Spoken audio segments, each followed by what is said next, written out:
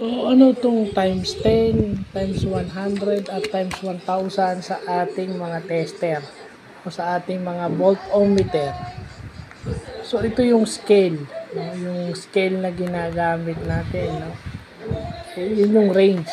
No? Kung ang inaayos natin is may range sa 100 to 250, so dapat nakaset sa 100. Kung 1,000 to 2,000, nakaset sa times 1,000, di ba?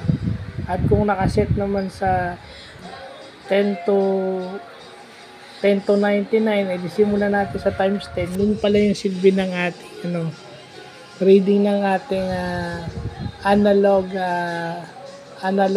voltmeter. So, pag-aaralan pa natin yung buo niyan. Well, kailangan natin pag-aralan niya kasi mahal yung digital. So, kadalasang ginagamit ng mga electricians at electronic technicians is yung analog pang test.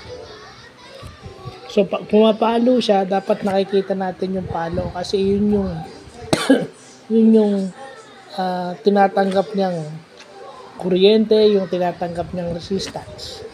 So, yun yung kailangan malaman natin. Importanteng malaman natin. So, yun lang po.